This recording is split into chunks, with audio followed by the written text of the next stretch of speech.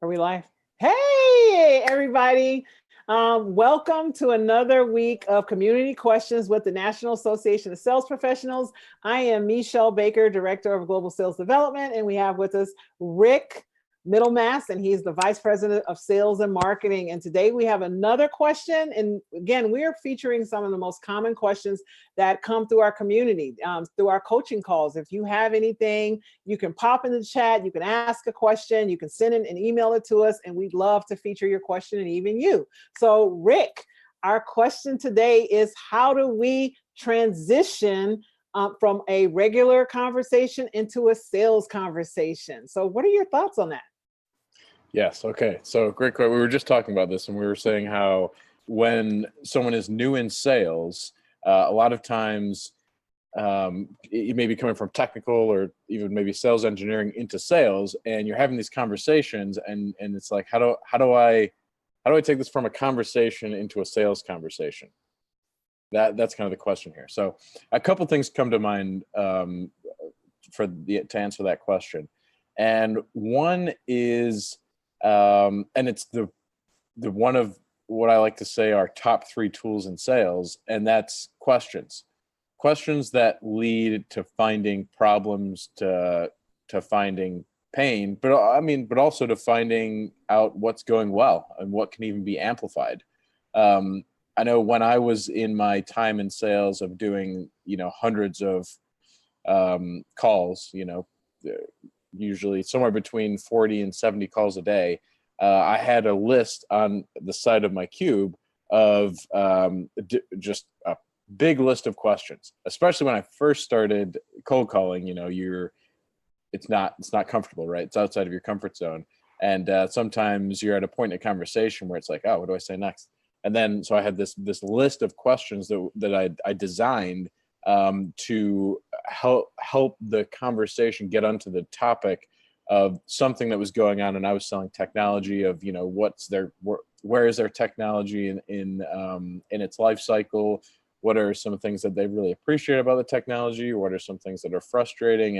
And all these different questions. And the more calls I did, the more questions that came up, and I would write them on there. So part number 1 of this answer would be, the more intelligent questions I ask around what I know my business or product or service can really help people and companies with, that is likely to transition a conversation into a sales conversation.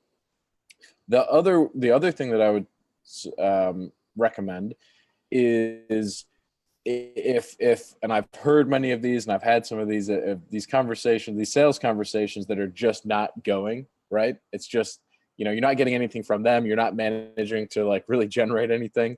And at the end of the day, it's just kind of reframe the conversation into, listen, I'm working with XYZ company, and we specialize in this product, and we help a lot of companies like this, and this company. So a quick reframe is, this is who I am, this is what we do, and this is some social proof or authority in what we've done. It can be said in 2 sentences. Do you mind if I just ask you a couple of questions about where you're at with whatever the product or service is, knowing when I'm calling them that they're a company, companies have technology, or if they are, I know before I call someone that they are potentially a client, right? So this isn't just completely blindly calling people, but this is understanding that they could be a client, is just reframing the conversation and saying, listen, I'm calling from this company, and we do this, and we have these opportunities. Do you mind if I ask you a few questions and talk through our products and services?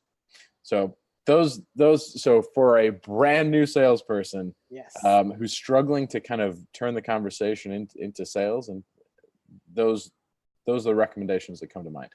What are your thoughts, Michelle?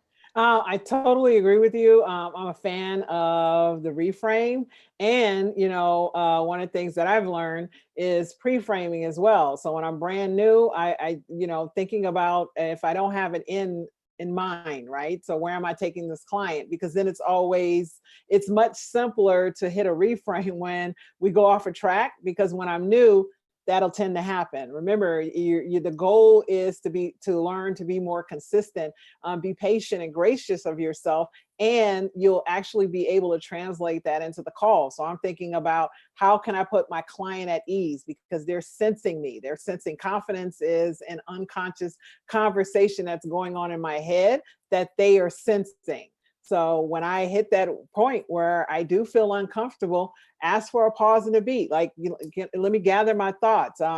We've been talking about so many amazing things. Let me just realign so I can stay on topic and make certain I'm utilizing your time, right? So restate it and reframe it in a way that it's valuable to them, right? So they know that your focus is on them and giving them the best possible results. So I actually agree with that, and just being willing to, when I'm new, to tell people that, right? If you don't say you're new, they're going to figure it out.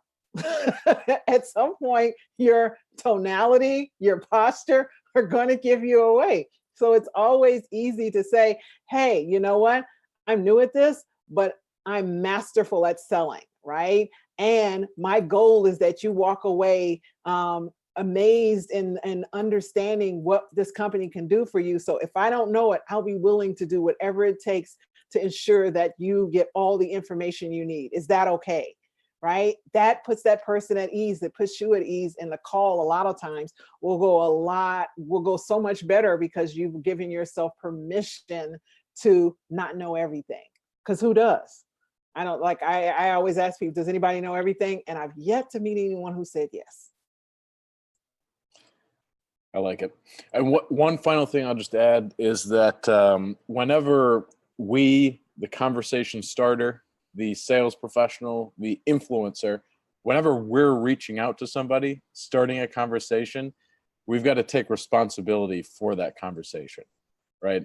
I've certainly had times where, especially early in my career, I've called and, kind of maybe didn't take responsibility. I've had people call me and, ask me a few questions, and it's like, well, I'm not going to carry over the responsibility of this conversation. You got to kind of keep this. You called me, right? So as conversation starters, taking responsibility for the call, which generally means at least doing a little bit of homework on who you're calling and what value do you feel like you can offer them before making the call, and taking responsibility to lead the conversation, share that, and then give them an opportunity to have their input.